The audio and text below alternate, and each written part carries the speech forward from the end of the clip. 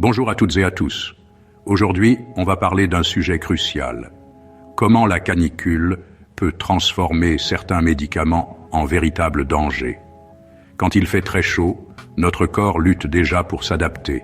Mais après 60 ans, certains traitements quotidiens peuvent aggraver les risques. La chaleur peut amplifier les effets secondaires de vos médicaments, provoquant déshydratation, malaise, confusion, voire des coups de chaleur graves. Il est donc essentiel de savoir quels médicaments posent problème et comment s'en protéger, sans toutefois arrêter un traitement sans avis médical. Dans cette vidéo, nous allons passer en revue les médicaments à risque et vous donner des conseils pratiques pour passer l'été en toute sécurité. Restez informés et parlez-en à votre médecin, c'est la meilleure prévention. Parlons des diurétiques, ces médicaments qui agissent sur nos reins. Ils sont souvent prescrits pour traiter l'hypertension artérielle, une condition où la pression sanguine est trop élevée, ou encore l'insuffisance cardiaque, une affection où le cœur a du mal à pomper suffisamment de sang. Ces médicaments sont une aide précieuse pour de nombreuses personnes. Leur rôle principal, vous faire éliminer l'excès d'eau et de sel, notamment le sodium, par le biais des urines. Ils aident ainsi à réduire la surcharge de liquide dans le corps. Mais en période de canicule, lorsque les températures grimpent, notre corps transpire déjà beaucoup pour se refroidir. Donc, on perd naturellement une quantité importante d'eau et de sels minéraux essentiels comme le potassium et le magnésium. Ajouter un diurétique à cette équation déjà déséquilibrée, c'est prendre le risque d'une déshydratation rapide et potentiellement dangereuse. Il est donc crucial de connaître les signes d'alerte, une soif intense et persistante, une sensation de bouche sèche et pâteuse, une fatigue inhabituelle, des vertiges ou une sensation de tête qui tourne, des maux de tête persistants et des urines plus foncées que d'habitude. Une déshydratation sévère peut entraîner des complications graves, comme une insuffisance rénale aiguë ou une chute de tension artérielle dangereuse. Si vous prenez des diurétiques, il est impératif de boire régulièrement tout au long de la journée, même si vous ne ressentez pas la soif, et surveillez attentivement votre poids quotidiennement et la couleur de vos urines. Consommez des aliments riches en eau et en minéraux essentiels, comme des fruits frais, des légumes gorgés d'eau ou des bouillons légers et nutritifs. N'arrêtez jamais votre traitement diurétique de votre propre initiative, et sans avis médical préalable, seul votre médecin traitant est habilité à ajuster la dose de vos médicaments si cela s'avère nécessaire. La vigilance accrue et une hydratation adéquate sont vos meilleurs alliés pour traverser les périodes de forte chaleur en toute sécurité. Gardez toujours une bouteille d'eau fraîche à portée de main, que ce soit à la maison ou lors de vos déplacements. Adaptez votre alimentation quotidienne pour compenser la perte accrue de minéraux essentiels due à la transpiration et aux diurétiques. Restez attentif à tout changement, même minime, de votre état général et n'hésitez pas à consulter un professionnel de santé en cas de besoin. Passons maintenant aux médicaments antihypertenseurs, ces alliés précieux dans la gestion de l'hypertension. Il est crucial de comprendre leur rôle et les précautions à prendre, surtout en période de forte chaleur. Ces médicaments sont souvent associés aux diurétiques, une combinaison fréquente pour optimiser le contrôle de la pression artérielle. Il est important de bien comprendre l'action de chaque médicament. Ces médicaments font baisser la pression artérielle, ce qui est leur objectif principal, bien sûr. Mais il faut être vigilant, car une baisse trop importante peut entraîner des complications.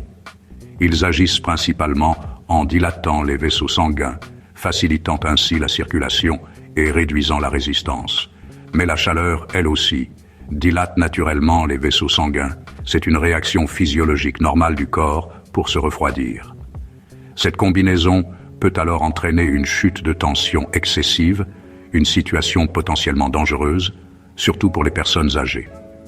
Le résultat peut se traduire par des vertiges, une sensation de tête qui tourne désagréable et inquiétante.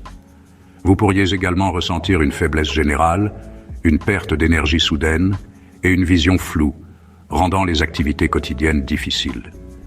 Ces symptômes sont particulièrement fréquents et accentués surtout en se levant brusquement, un phénomène connu sous le nom d'hypotension orthostatique.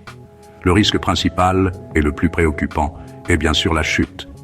La chute peut avoir des conséquences graves chez les personnes âgées. Fractures, traumatismes divers, parfois même des blessures plus sérieuses, et malheureusement, une perte d'autonomie avec une dépendance accrue aux autres. Pour limiter ce risque, une règle simple, levez-vous lentement, accordez-vous le temps de vous adapter. Autre conseil important, évitez les efforts physiques intenses aux heures les plus chaudes de la journée. Et surtout, hydratez-vous bien, buvez régulièrement de l'eau, même sans soif. L'hypertension est une maladie silencieuse et il est facile de se sentir bien, même avec une tension élevée. Par conséquent, l'arrêt brutal du traitement peut être dangereux et entraîner un rebond de la tension. Adaptez vos habitudes quotidiennes pour minimiser les risques. Par exemple, asseyez-vous quelques instants avant de vous lever, cela permet de stabiliser votre tension. De même, évitez les changements de position brusques qui peuvent provoquer des vertiges. Surveillez votre tension si possible, cela vous permettra de détecter rapidement toute anomalie. Privilégiez le repos et la fraîcheur pendant la canicule. Restez dans des endroits climatisés si possible. Restez à l'écoute de votre corps et de ses signaux. Ne négligez aucun symptôme inhabituel. Votre médecin pourra ajuster la posologie de vos médicaments si nécessaire en fonction de votre état de santé et des conditions climatiques. Parlons des neuroleptiques ou antipsychotiques utilisés pour la schizophrénie ou les troubles bipolaires. Ces médicaments peuvent perturber le thermostat interne du corps, rendant difficile la régulation de la température. Résultat, la transpiration diminue, la sensation de soif s'altère et le corps ne réagit plus correctement à la chaleur. Le risque majeur est le coup de chaleur, avec température corporelle très élevée, confusion, agitation, voire coma. L'entourage doit être particulièrement vigilant, surveiller l'hydratation, garder la personne au frais et soyez attentifs à tout signe de confusion. N'arrêtez jamais un neuroleptique sans avis médical, cela peut aggraver la maladie. Rafraîchissez régulièrement la personne, douche, brumisation, pièces fraîches. Contactez le médecin au moindre doute ou changement de comportement. La prévention et la surveillance rapprochée sont indispensables. Les antidépresseurs, surtout les tricycliques et certains récents, peuvent aussi réduire la transpiration et altérer la sensation de soif. Cela empêche le corps de se refroidir efficacement, augmentant le risque de coups de chaleur. Les personnes âgées sont particulièrement à risque, car leur sensation de soif est déjà diminuée. Si vous prenez ce type de traitement, buvez régulièrement, même sans soif, et restez au frais.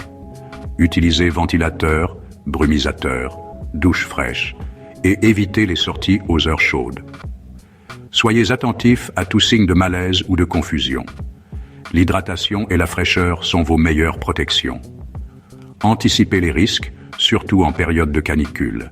Les patients atteints de la maladie de Parkinson sont doublement exposés car la maladie perturbe déjà la sudation et certains traitements aggravent ce problème. Résultat, le corps peine à se refroidir et le risque de coup de chaleur est élevé. De plus, la maladie et les médicaments peuvent provoquer des chutes de tension, surtout en se levant.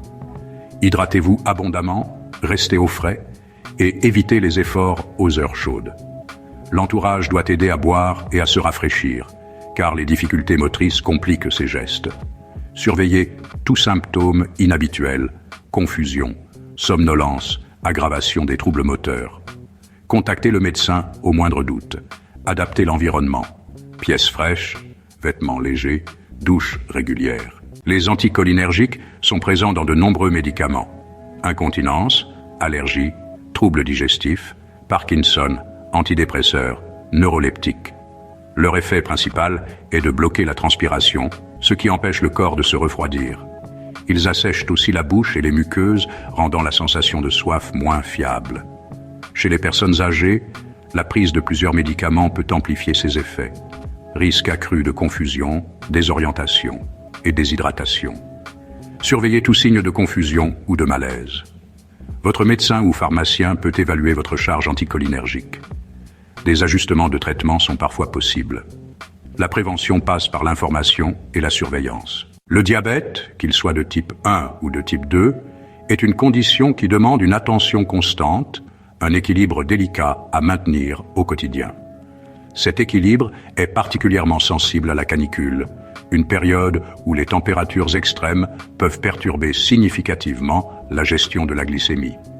La déshydratation, un danger accru pendant les vagues de chaleur, augmente la concentration de sucre dans le sang, provoquant une hyperglycémie, une élévation dangereuse du taux de glucose. Certains antidiabétiques, comme les glyphosines, médicaments conçus pour aider à éliminer le sucre, accentuent la perte d'eau par les urines, ce qui peut aggraver la déshydratation en période de forte chaleur. La chaleur peut aussi accélérer l'absorption de l'insuline, modifiant ainsi son action dans l'organisme, augmentant le risque d'hypoglycémie, une baisse excessive du taux de sucre dans le sang. Les symptômes de l'hypoglycémie, tels que les étourdissements et la confusion, peuvent être confondus avec un malaise dû à la chaleur, rendant le diagnostic rapide plus difficile. Surveillez votre glycémie plus souvent, soyez particulièrement attentif aux variations inhabituelles, buvez beaucoup d'eau, restez hydraté tout au long de la journée et stockez votre insuline à l'abri de la chaleur, dans un endroit frais et sec. Le matériel de surveillance, comme les lecteurs de glycémie, peut être faussé par la chaleur. Gardez-le au frais pour garantir des résultats fiables. Adaptez alimentation et activité physique selon la température. Privilégiez les repas légers et les exercices modérés aux heures les plus fraîches. Consultez votre médecin pour un plan d'action personnalisé. Discutez des ajustements nécessaires à votre traitement et à votre mode de vie avant l'été afin d'être préparé aux défis spécifiques de cette saison. Ne sous-estimez jamais un malaise. Chaque symptôme doit être pris au sérieux. Contrôlez votre glycémie au moindre doute pour identifier rapidement toute anomalie. L'hydratation et la surveillance régulière sont vos meilleures armes pour maintenir votre glycémie stable. Pour conclure, au risque de me répéter, n'arrêtez jamais un traitement sans avis médical, même en cas de canicule. Un arrêt brutal peut être plus dangereux que la chaleur elle-même. En cas de doute, contactez votre médecin ou pharmacien. Ils sont là pour vous aider et vous conseiller. Anticipez vos questions, ne les gardez pas pour plus tard. Restez hydraté, au frais, et évitez les efforts aux heures chaudes. Soyez attentifs à vos symptômes et à ceux de vos proches. L'information et la vigilance sont vos meilleures protections pour un été serein. Prenez soin de vous et à bientôt.